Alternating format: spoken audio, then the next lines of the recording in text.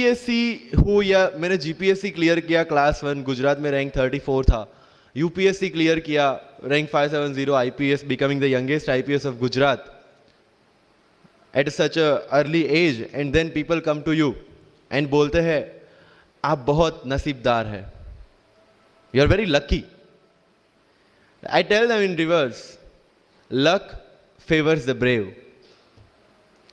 कोई अपना लक साथ में लेके नहीं आता, वो बनाना पड़ता है. अगर आपके पास रिस्क लेने का एटीट्यूड है, सी मैं गुजराती हूं and we know the business, and business का एक ही फंडा है, higher the risk higher the profit. So अगर 8:30 को आपका एक्सीडेंट होता है और 9 o'clock आप मेंस की एग्जाम देने जा सकते हैं, इंटरव्यू से पहले 1 महीने तक आप हॉस्पिटलाइज्ड है और उससे 1 वीक पहले आप दिल्ली जाके उसकी प्रिपरेशन कर सकते हैं, तो luck has to come with you. उसको आना पड़ेगा और आपको आईपीएस बनाना पड़ेगा.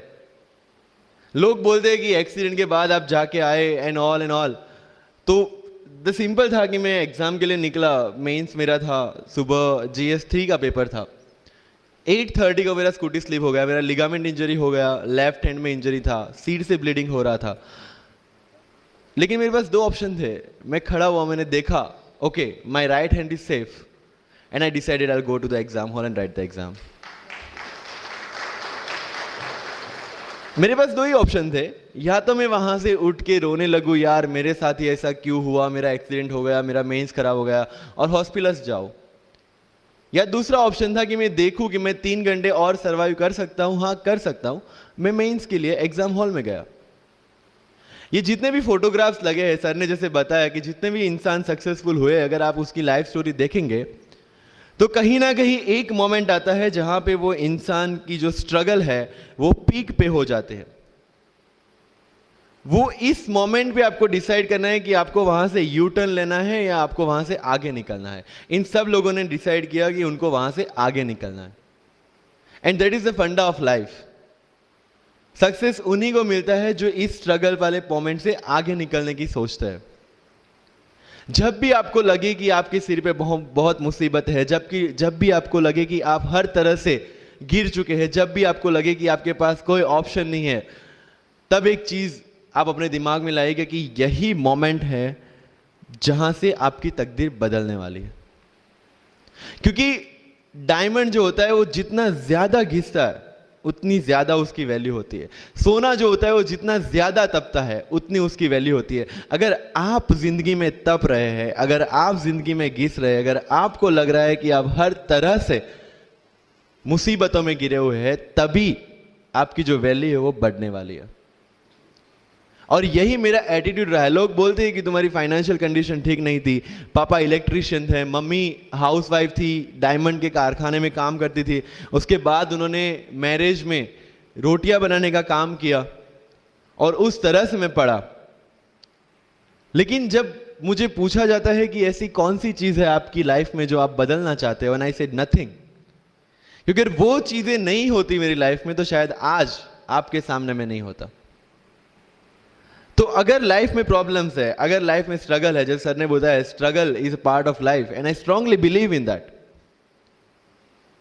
क्योंकि अगर हम दिल्ली में थे, मेरे दोस्त के साथ में निकला बाहर घूमने, तो बोलता है यार ऐसी लाइफ चाहिए, कोई मगजमारी नहीं, आराम से बैठते पूरे दिन एसी वाले कमरे में, बहुत सारे पैसे है और कोई टेंशन नहीं, ऐसी लाइफ चाहिए मुझे.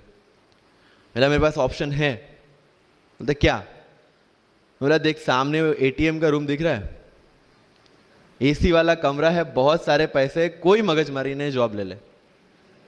क्यों IAS IPS में दिमाग खराब कर रहा है? अगर स्ट्रगल नहीं चाहिए तो you have to compromise with that life. जब भारत वर्ष का सपना चंद्रगुप्त ने देखा, चाणक्य ने देखा, और उस भारत वर्ष को बनाने के लिए जब ये संघर्ष जारी था, और तब नंद के राजा धनानंद की डॉटर दूरदराज से चंद्रगुप्त को प्यार हो जाता है, और जब चाणक्य उनको बोलते हैं कि नहीं तुम्हें उससे दूर रहना है, और तब चंद्रगुप्त बोलता है आचार्य कभी कभी सोचता हूं कि जिंदगी में या ये भारत के सम्राट बनने के लिए इतना त्याग, इतना बलिदान ना देना होता तो। और तब चाणक्य रिप्लाई करते हैं, तो हर कोई भारत का सम्राट होता। This is the fundamental rule of life. अगर आईएएस बनने के लिए, आईपीएस बनने के लिए सेक्रीफाइस करना नहीं पड़ेगा, अगर उसके लिए आपको त्याग नहीं करना पड़ेगा, तो आज पूरे इंडिया में हर घर में आपको आईएएस आईपीएस मिल जाएंगे। So when you are entering into this game of UPSC or MPSC, make sure that you have to sacrifice anything which will take you to your goal. लेकिन प्रॉब्लम ये है कि हमें टेंशन होती है, यार दोस्त की एंगेजमेंट है, उसकी बर्थडे पार्टी है, उसकी शादी है, अटेंड नहीं करूंगा तो बोलेगा मैं तेरी शादी में नहीं आऊंगा, एंड ऑल। लेकिन बिलीव मी, जब आप आईएएस बन जाओगे, वो सामने से याद दिलाएगा, भाई इनविटेशन कार्ड नहीं भेजा तूने। समझ रहे हो? तो जो कुछ भी इसके लिए सेक्रीफाइस कर रहे हो, वो जब आप उस पोस्ट पे पहुंचोगे, सब कुछ वर्थ है, सब कुछ। मेरा इंटरव्यू था यूपीएससी का, मुझे एग्जैक्ट डेट याद है, 23 मार्च को मेरा इंटरव्यू था। 20 फरवरी को मुझे हॉस्पिटल में एडमिट किया गया क्योंकि मुझे इन्फेक्शन हो गया था बॉडी में, एंड बहुत हाई फीवर था, तो आईवी के अलावा कोई ऑप्शन नहीं था। 1 मार्च को ठीक होके मैंने सोचा चलो दिल्ली निकलते हैं। 2 मार्च को मैं दिल्ली पहुंचा। 3 मार्च को वापस से टॉन्सिलाइटिस का अटैक होने की वजह से फ्लाइट लेके वापस से पालनपुर, अहमदाबाद, अगेन हॉस्पिटलाइजेशन। 15 मार्च को I got relieved from the hospital. 16 मार्च को मैं दिल्ली पहुंचा, और 23 मार्च को I gave my UPSC interview. तो 1 महीने का hospitalisation.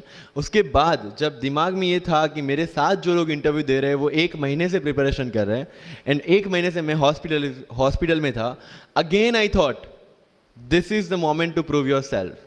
I went to the interview, और पूरे इंडिया में 2nd highest marks in interview.